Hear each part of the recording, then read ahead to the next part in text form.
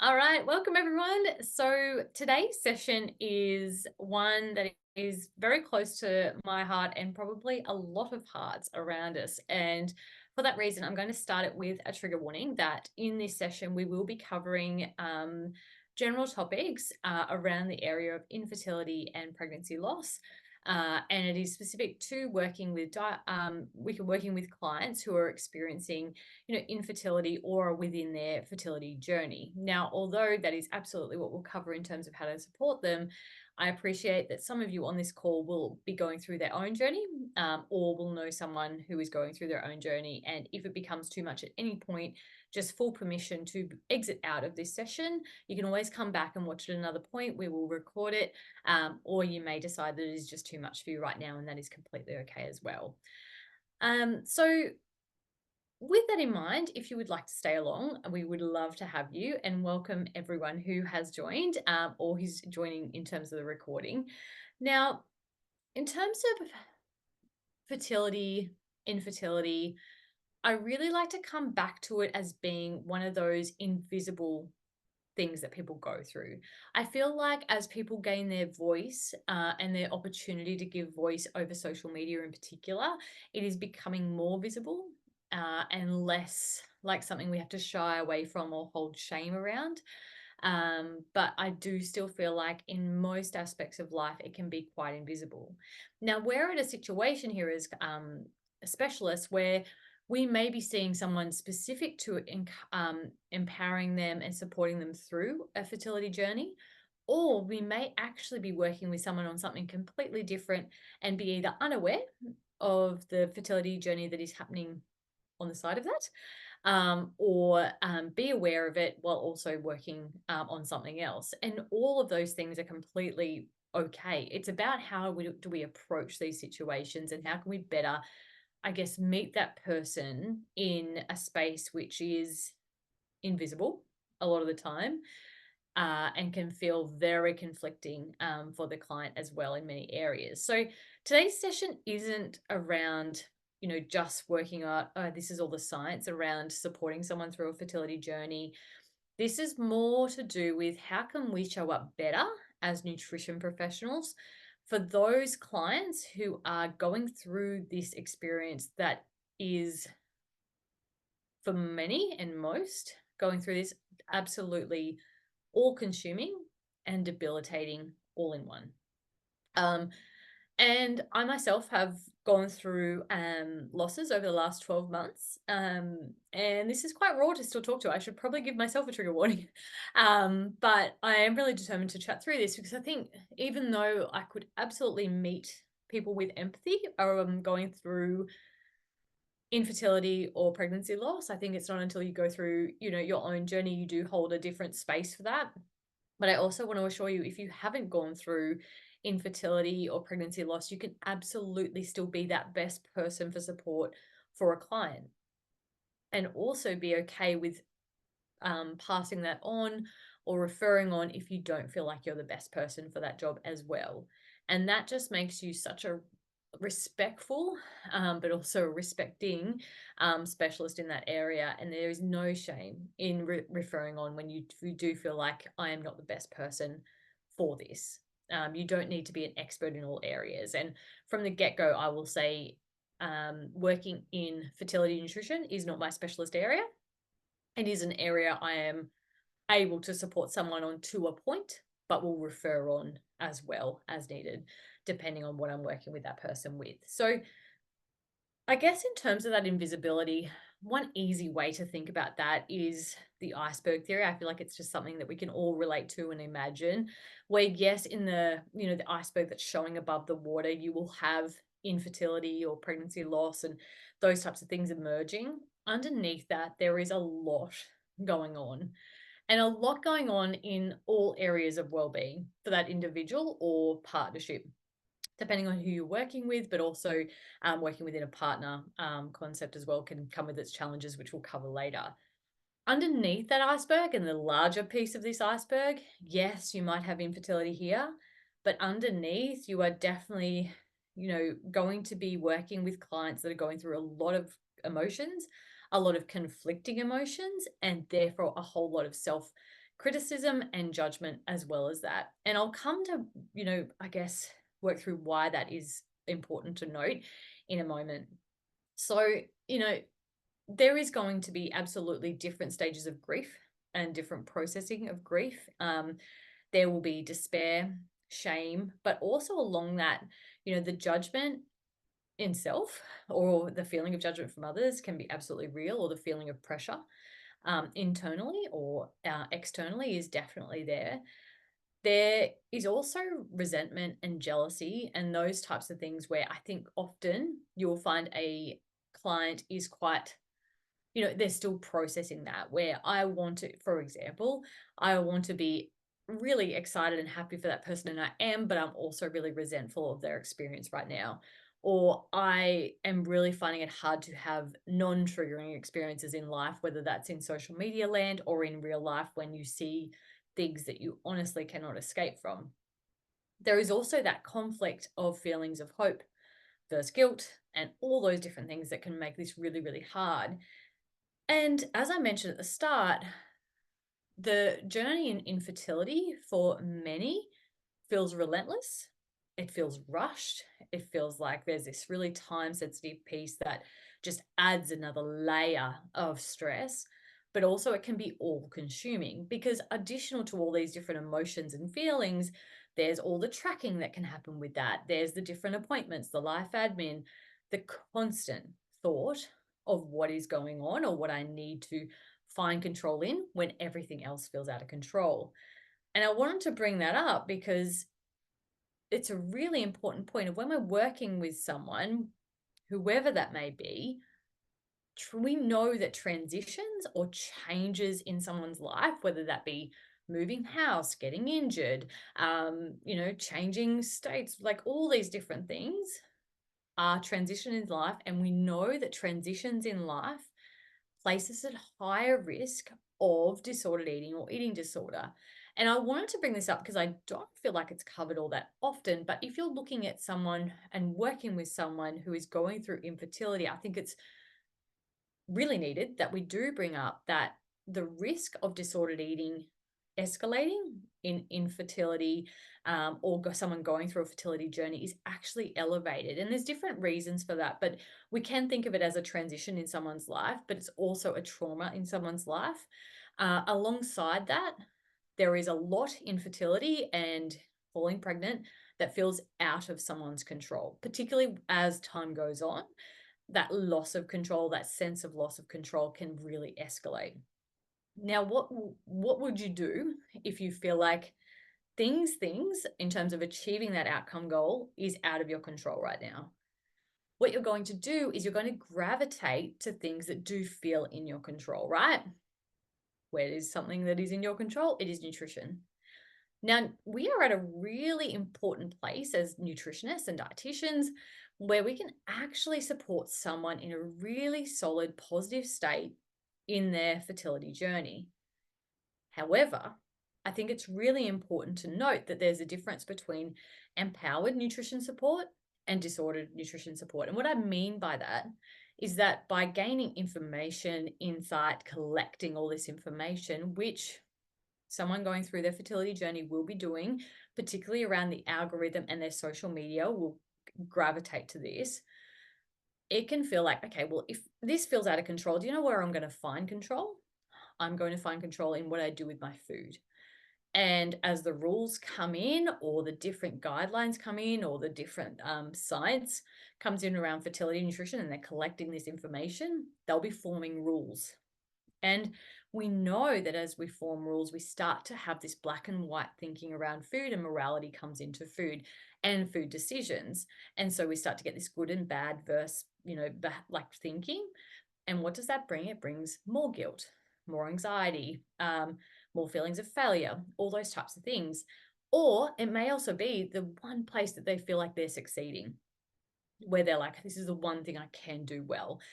Whether that comes into restriction, cutting out food groups, supplements, all those types of things. Now, that can be done really well, with your client where they feel like they're really empowered and they feel like, wow, this is a really positive sense of control that I've gained here. And I'm really excited with how I'm feeling. And I feel like all these other areas in my life are also really well, structured, and I'm feeling like I'm progressing. Or it can come into a real negative sense of control where it is leading to what they're trying to achieve getting further away. And so I think it's really important to note that if we are working in fertility nutrition, you don't necessarily need to screen for disordered eating or eating disorder, but it should be part of your conversation and part of those constant check-ins and screening questions as things progress. Because if you're thinking about the different types of disordered eating and eating disorder, something like orthorexia might come in here, where there's a real obsession with healthy eating, perfect eating, and perfecting that in terms of also supplements. So just something to keep in mind, because anytime someone goes through a sense of loss of control, food can sometimes be the place where they find control or feel control.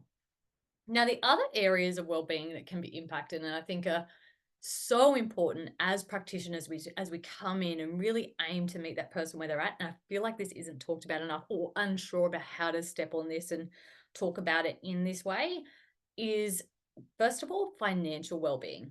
So financial well-being, right? If you're going through a fertility journey, it can be really expensive. And everyone's going to come into this process in very different financial backgrounds or financial capacities. So we can get really excited by the science, right? We can get really excited by helping and wanting to help and having, really enabling this person with a really positive sense of control. But if we're not first understanding what is in your capacity, not just physically, emotionally, mentally, but also financially, we can't actually help this person move forward. We can add to their stress levels, we can add to their anxiety and those types of things, but we can't actually elevate how they're feeling based around who they are, but also what their capacity currently is. And so holding those conversations early in sessions or conversations with your clients are really important. Of like, there's lots that we can do here, or I have a few ideas of how we can support you through this journey and move you forward based around what we've talked about. But I really want to know, what's success to you in terms of how much you want to spend? What's your budget? What kind of foods are you having in the home already in terms of both food security, food insecurity in the shopping budget for the week, and also acknowledging that this isn't always their first child that they're aiming to fall pregnant with. So there's lots of different compounding factors. But also how much can we spend in terms of supplements? What's going on at home, what's financially viable, because then I can help you alongside what you want to achieve, prioritize what we actually focus on. And then that way you're not just focusing on physical, logistical capacity issues, but also financial capacity. And I tell you what, they're going to feel so heard and so glad you asked, because not many people ask in fertility treatment, what the financial capacity is and helping them prioritize. But you know, sometimes, and I must say this, sometimes your answer is going to go, what, based around your physical, mental, emotional, financial capacity right now, nutrition might not be where you spend your time. And that's okay. Giving permission for them to actually make those decisions based around everything that's going on in their life is one of the most empowering, beautiful things that you can do. And I tell you what, the trust that you can build from that, and also knowing that they can come back when they feel ready or able, is still going to be there. You haven't lost anyone, right? So I think, the other piece in terms of well-being, and it comes down to, for lack of a better word, triggers in this journey, is they may also be feeling a sense and a loss of connection. This could be with family, it could be with friends, but to help build that picture a little bit more, if you're going through an infertility journey, struggling to get pregnant, or have been through a pregnancy loss or a subsequent pregnancy loss, multiples, it can be very hard to be around people who are pregnant or with babies. And this can be really, really conflicting. And if you think about one of the biggest areas of our well-being, it is connection to people, our well-being in terms of our mental well-being in particular. So all these things can be something that I think we just keep in mind when we're working with someone going through an infertility journey. It doesn't need to be the focus of your conversation, but it can be a part of it in how we then work toward what kind of things we're going to prioritize, what kind of habits, actions, and things we're going to integrate into their day based around what success looks like, feels like, and where they're currently at and what they're experiencing. And I guess that brings me to that next point of like, that supportive environment in a clinic setting or a chat setting or however you are seeing your clients. I think a big thing is making sure that you elevate their experience. And this is particularly true, of course, when you haven't yourself experienced this. You haven't yourself experienced the pain, the absolute, I think that is definitely still valid, but I also think it's also valid even if you have experienced infertility in yourself. I think there is a place sometimes to share your story, but I feel like most of the time you don't need to hold that space. That is not your place in this conversation. The thing that we're there for and how you're going to build empathy is actually just elevating that person's emotions, their experiences, their full journey and where they've been, but also where they are in their lives and their capacity. So ensuring they're doing a lot of listening is always important, and particularly now. It's very, very important in terms of this, because that's where we can elevate their expertise and you just come in to guide them on what might be suitable based around what they would like to achieve, what they see success as, what they see capacity is able to achieve as well. So I think the other piece here is barriers and friction areas. I've noted at least one, which is the financial side. That is definitely a barrier that needs discussion. It shouldn't be shied away from. It doesn't need to have stigma attached to it. Like, honestly, the financial burden that these individuals or couples are going through is not to be underestimated, and it can come as a shock. It's not necessarily something that people know they need until they need it, and they don't necessarily have, a savings account ready for the fertility treatment to come. So they also might already be feeling quite guilty or ashamed that they don't have enough financial security to go the whole process of what they feel they should or could compared to what others might be doing. So I think there's a lot of comparison, a lot of shame, a lot of guilt in many areas of this. So just keeping that in mind. The other piece of this is obviously the mental capacity and barriers. We've definitely gone down that disordered eating disorder relationship with food, but also relationship with body is really significant here.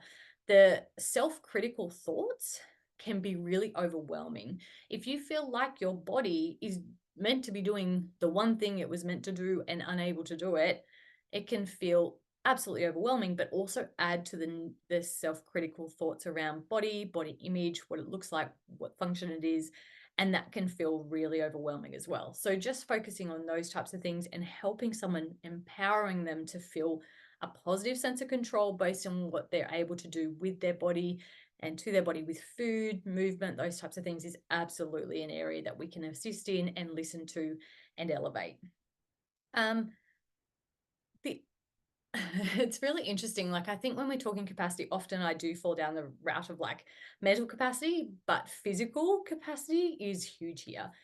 If you have been in a situation where you have an illness or a condition, you'll know the absolute zap of time and energy that takes in the logistical sense of life admin, of appointments, of timing, of tracking, of remembering. There is a lot of space up here being taken up, but there's a lot of space in terms of time being taken up as well. And so that fatigue takes a toll, and also has a whole lot of friction of like, well, I should be being my best self at work, but I'm always out at appointments, or they're going to definitely be thinking this if I ask for more time off. And there's this constant conflict, guilt again in that conflict as well of how much logistical time this takes out of the day alongside the financial cost of these appointments and life admins as well. So one thing before we head to questions that I think probably is one of the challenging pieces. It's very similar to our chat the other week that we had around adolescent athlete and having a parent in the room, where you've got two people, maybe at differing points in time, beliefs, bias, readiness. It can be very similar if you're working with a client on fertility and you're also needing the buy-in of the partner. Now, as soon as you've got another person in this equation, you need to acknowledge that these two people might be at different readiness to change levels, or you might have the instance where you've got one person who is willing to do anything to achieve this outcome, and then you might have someone else who is not even contemplating change to achieve said outcome. And so there can be this conflict personally that you sense within a room or a conversation, but also professionally, how to meet both people where they are and find, habits, actions, explorations that fit both can be really, really challenging. So just acknowledging that how tricky it can be is really like the first piece of this. But also you can acknowledge that out loud of like, I've noticed that, or I heard that. You can do these reflective things and make sure that everyone in the room is on the same page to an extent, but also in how you approach the both people, you might do that in different ways, where one might be ready for action and steps and habits and implementation stage and be really ready for that in all areas of their life. The other person may actually just be at the stage of collecting information and exploration and enabling curiosity in this area, and both are okay. It's just how you divide that up and ensure that each person feels really confident in what you've given them or what you're working with them on is the most important piece, because that is going to bring unity within the couple, but also both will feel like they're progressing at the pace that's right for them as well.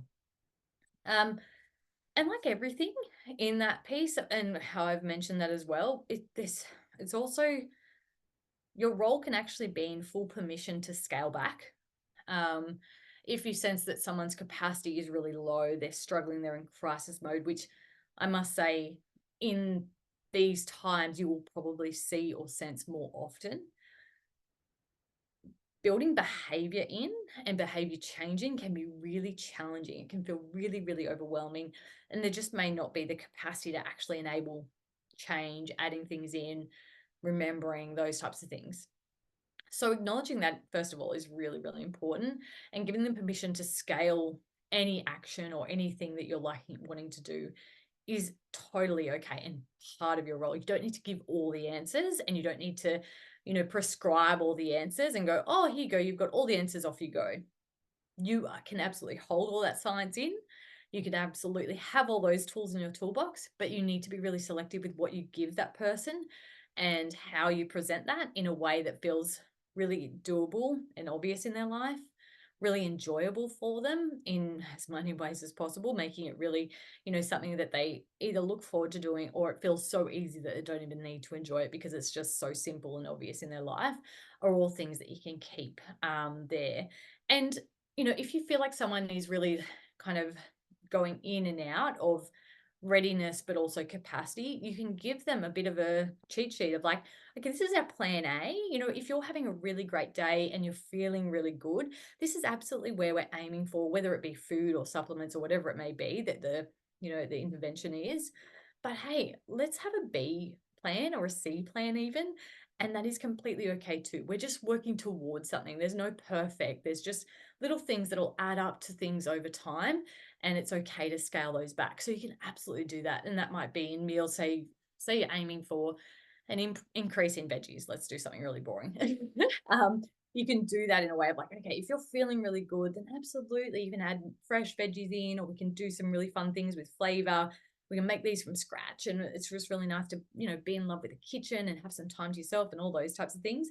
But if you're having a really crappy day, it's just going to be a win if you get something in, and maybe we peel that back to something that you've already made in the freezer, or maybe it's going for frozen veg or a ready-made meal and adding frozen veggie in, or, those types of things off the cuff. Sorry if that example was really bad. Are things that you can absolutely enable someone with. They're like, okay, I've got permission to do a great thing here, but I also have permission to scale it back based around what my capacity is at that time. So I've spoken enough. I'm not shocked. I do waffle on. And this is obviously something that I continue to learn in, I continue to listen in. There's some incredible experts in this field that are way more knowledgeable than me in this. This was just an invitation to think a bit differently of how we approach these clients.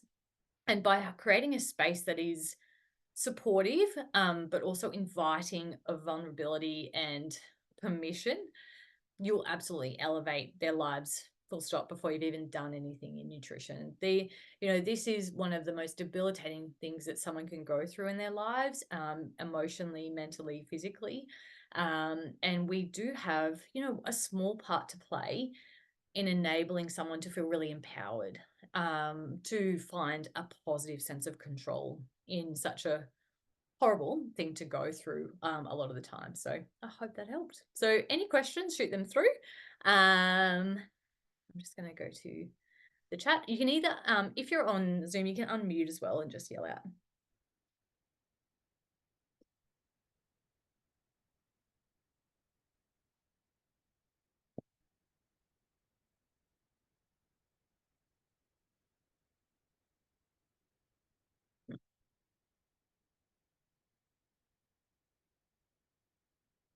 All right.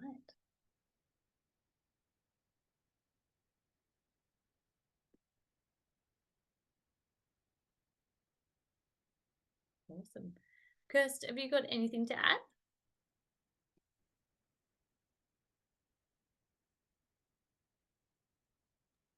No, Alicia, I think you covered it so well, and thank you for your vulnerability and rawness in this session. I think it really does help having someone with lived experience sharing their experience like that.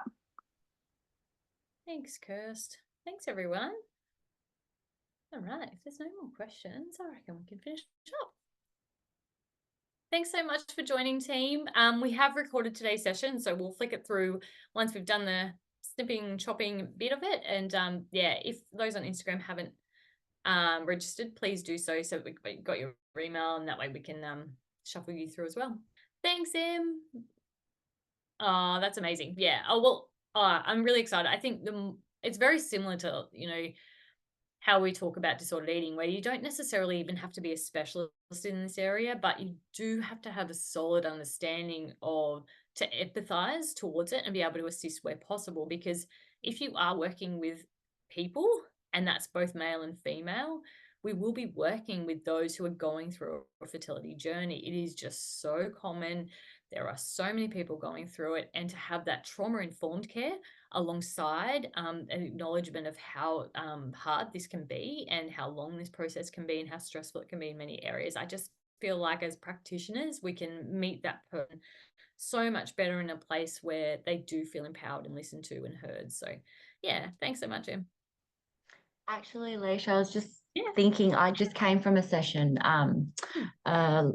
One of my clients who has like a background of binge eating disorder, and she just mentioned in that session that like she's planning to like start a family towards the end of this year, and is like starting or just like pre kind of emptying sort of how her body image will change, and like with body changes, how that might affect her relationship with food and stuff. So yeah, I'm looking forward to doing like the fertility course in Compete, because I haven't gotten around to it. But if you have any other, because I guess for me, I'm like, oh, I don't feel qualified to help her in that area. But yeah, I think it's really interesting point, right? Like I think as dietitians, we often just go, oh no, that's not my specialist area, I'll back away. But there's so many things that we can help with. And as I said, there is so many incredible practitioners where we can refer on as soon as it becomes more complex. And we will have a specialist chat in Academy coming up as part of this course release, which I'm so excited for, to cover those things of like, okay, well, what's in our scope if we're not necessarily specialists, and what's out of scope, right? And when should we refer on? I think a really beautiful part to that you brought up there is that fertility journeys, right, are also falling pregnant and then going through body image change and thoughts around body and body change. And you'll have two sides, I've found, where you will have some who absolutely, envisage that they'd find this really hard. But pregnancy often is one of the times where people will have the most amazing body image and the most confidence in their body, where others will find that change or that change in scale or change in shape will be quite triggering. And you can't predict that or preempt that. You can prepare, and I think that's where you are absolutely perfectly placed, Em, and in your scope of disordered eating, body image, those types of things. And so, yeah, I think you can absolutely still hold a really beautiful place there while not being necessarily a specialist in fertility nutrition. Yeah, okay, that's good to hear. Like, and even just Mm. like preparing overall general nutrition sort of in the lead up would Yeah. be within scope. But then, like, if there was any, I'm nearly done. All right, school holidays, everyone. Yeah, I think that's a really good way to think of it. yeah, okay. No, that's good to just even chat that out out Yeah, loud. and like if they are currently going through, that binge eating journey, it's like, okay, well, what can we do right now? And what does success look like by the time you want to get there? There's so many things that we can work on and have you feeling so much more ready by the time you get to that point of wanting to fall pregnant as well. So finding what success looks like for that person is always such a beautiful conversation to have in that regard. Yeah, okay. Yeah. Awesome. Thanks, Leash. And as I mentioned, we do have a whole module on fertility nutrition just launched. So we've now got, I think, around 30 different modules on all different topics, part of the academy. We wanted to do this learning piece as a part of the academy. It's not all we offer, but the learning at your own pace and your ability to explore as something comes up. For example, you might have a client where you're like, whoa, I don't feel necessarily comfortable in that area. How can I learn more? You can just go straight to that module and explore at your own pace in an order that suits you and what you need for that client. But the biggest piece of why we created the academy was really that community. We had a whole lot of us that felt really disconnected, and we felt like we were maybe working in solo, or we needed to run things by someone, or we just needed to feel more connected as a profession. And that's where our community is something that I'm so in love with. So the academy, if you were interested, there is a starter option.